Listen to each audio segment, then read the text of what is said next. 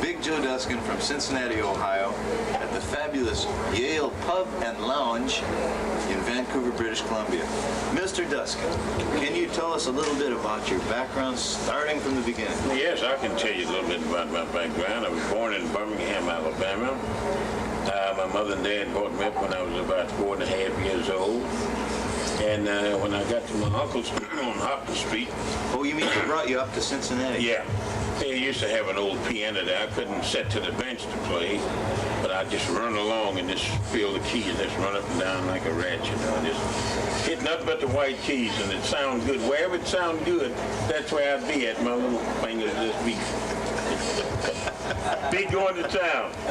And so when I got a little bit larger, they started setting me to the piano, and not run them out of there by banging on it all day. And well, I grew up in Cincinnati, went to about several schools, and I had to graduate around about in 1939 and 40. And you were playing piano the whole time? Yeah, I was a great pianist, better than I was now. I just lost 25 years of that music went all under the drain when I had to make the old man a vow what I would do. So how'd that happen? Tell me about your dad. Well, the old man was about 89 years old. He was a hellfire brimstone preacher. And he'd cast you in the hell in a minute to catch you doing something wrong. Yeah, that old man would shake you right in the guts of hell right now, man. And he used to have me so scared to play blues because he said the devil's going to get you. And when he do, he's going to burn you and burn you. And I'm scared as hell. I said, God, dog, that old man scared me so bad, he had me afraid of a piano. But when he died at 105 years old, I'll tell you a little story about it. Every time I look around, he'd whip me because I played the devil's music, he called it. And one day, I played sick. He told me, he said, go to church. I said, Dad, I don't want to go. I'm sick. I don't feel good. He said, all right, you stay home. You don't touch that piano. Don't play no blues and boogie-woogie on it. Not me now. I said, well, okay. So he never forgets his umbrella. I don't care if it's raining, shining, sun shining, beautiful, snowing, or whatever. He carried that umbrella everywhere he goes. This one particular Sunday, he gets his Bible and he goes off and leaves his umbrella. The kid watches him when he gets on the bus, because I told him when that old man get on that bus or streetcar, let me know and I'll play boogie. He did.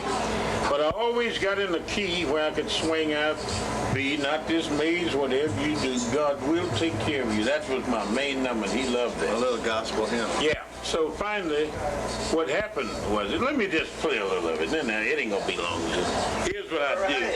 I just snap, okay. Up, mess that thing up. I'd be playing a boogie like this.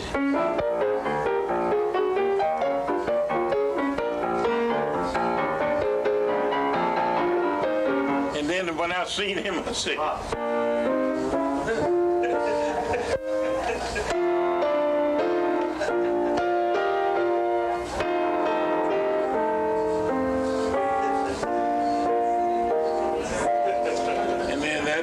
you're not dismayed, whatever you do, God will take care of you. And that old man was in that one, and I was playing that boogie-woogie, and I looked up and seen him, and I didn't hear the kid. I swung into that song. He said, I'm coming in there and take care of you right now. And he did. But good. What did he, Dusty? Oh, man, that old man took you know, we whoop a horse with a bull whip, but he cut it off short. And, man, when he hit you with that, you pray to die. That's honest God truth. When that old man drew that hand back and come down on you, I prayed like God killed me, Dad, for crazy. But I loved the old man, and he'd whooped me so many times till I told him, I said, Dad, you just got to look at it. I'm going to play this boogie-woogie. I'm going to do it, and you're going to be beating me all my life. So he says, well, wait a minute. I'll tell you what you do. Why don't you make a vow with me, and we'll make an agreement that you won't play boogie-woogie blues till after I'm dead in the grave. Well, I thought 8 or 9 years old, he couldn't be around. I didn't want him to die either. But I said, 8 or 9 years old, I said, what can I lose? God, I said, I'll be gaining, I'll be playing. So when the old man got over 100 years old, I went to Mom. I said, Mom, you realize what it was when 8 or 9 years old, the old man told me. I said, here he is 100. And I said, God, he's gonna live like Methuselah when he got 102, 103, and 104. And I just threw up both hands. I said, that's all of it. I'll never play piano. So the old man died in my arms at 105. I loved the old guy. I didn't touch a piano until after he was gone. Then I didn't play none either because I figured, well, I lost everything anyway. And a guy by the name of Steve Tracy, a good friend of mine, harp blower, great harp blower, harmonica blower, he heard me play a little medley of Down the Road a piece and different others. I couldn't play them all the way through. I've forgotten them all. He said, Dustin, why don't you just come back into this stuff? I said, Trace, I'm too old. I forgot. He said, I'll help you get back with it. He ain't any kind of record you can name. So he gave me the name of Big Joe Duskin.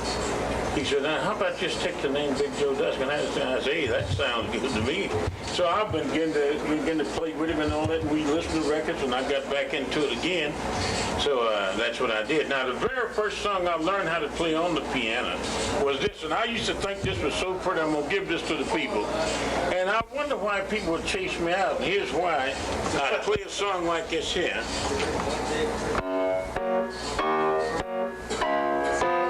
I thought that was so pretty, and then I cross-handed.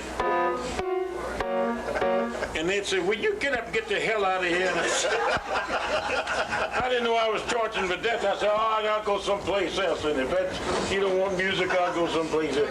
But I was using the instrument of torch on them, and I didn't know. All right, so tell me about your recent future. I understand you've been to Europe. Oh, yeah, I've been all over in Germany. And first time I got over there, I was playing songs like this. Watch this now.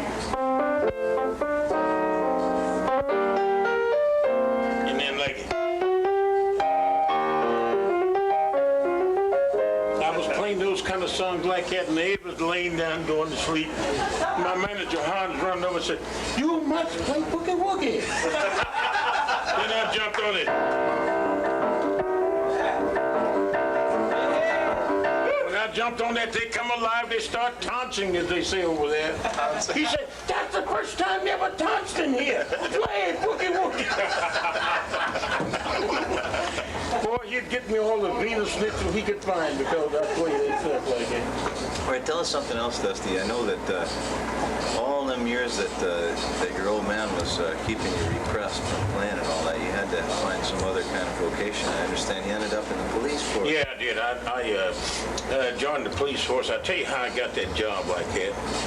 I was out there getting interviewed for some kind of a truck driving job. And they looked at me and they said, we know that you got a lot of background that you put on the application. We worked for Dan Tehan, the sheriff. You worked for numbers of police outfits and the United States government police and all that. Said, how about just taking a chief's job out here? I said, oh, no, I wouldn't want no police job like that, not for no chief. I said, I'll just be a regular. I didn't want that responsibility, so they made me a policeman. I turned out to be a good policeman.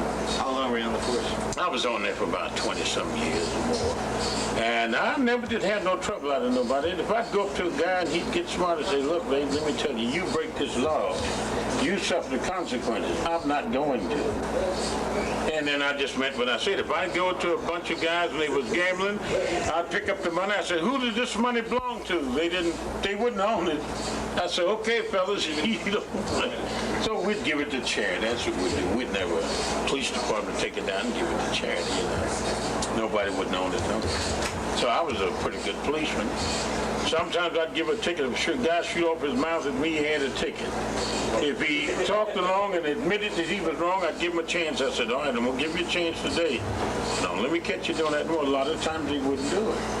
But if a guy get out, he'd say, what the hell did I do? I said, okay, you got a ticket coming here. This is what you do. And then you blast off at the mouth. That's number 2. I said, you got the driver's license? Let me see him. No, I don't have none. That's number 3. Then I'd give him 3 tickets. That's what I was, a pretty tough cop if I wanted to be. And a lot of times I'd just be nice to have people out. Tell me how did it work out being a cop in the day and a musician at night? Well, I didn't have no trouble out of Chief Martin. He'd always let me go. He put me on a day run because they knew if I played music at night, you know, like that. They'd have a try and get me that night, so they said, we'll put Duskin on the day run. He plays music at night, and a lot of times I'd come into work, I would be late, there would be tardy, wouldn't be absent, and I just kept my job. What about when you had to go on tour? But when I had to go on tour, all I'd do is go in there and tell Chief, I said, Chief, I'm going to have to take the trip.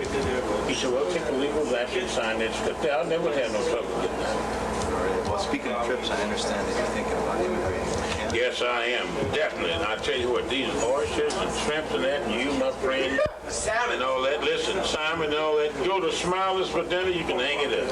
That guy is my guy. And then they got a lot of beautiful people here, and I love to play for this country, this part of the precinct, because people here go for stuff. You don't get this in Cincinnati. They don't hardly come out for this. They come out for rock and roll or something like that. But a blues man, if he gets a spot to go there and they come to him, maybe they'll come in there if he throw a little rock and roll in there once in a while. But I'd stick to blues and boogie woogie. I didn't care if there's nobody coming to people. I just stick to that. Right. What do you think about the women?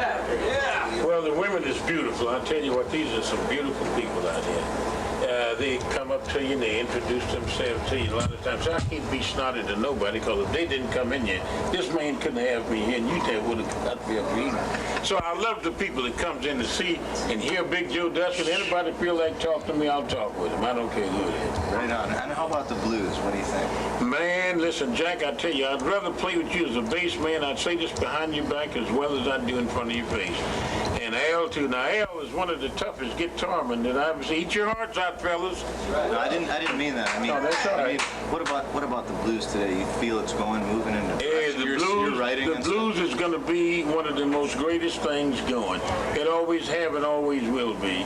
Because people soon get tired of that loud music. They don't want all that stuff. People are seeking for this stuff now, and they can dance to it and all that. And once they get back into the swing, it'll be one of the greatest things that's going. Now, I'm going to try to make it that when we get back. There you have, yes, sir. There you have, ladies and gentlemen, yes, Big Joe Duskin. Yeah. We'll try to make it great. Yes, thank you. All right. Thank you.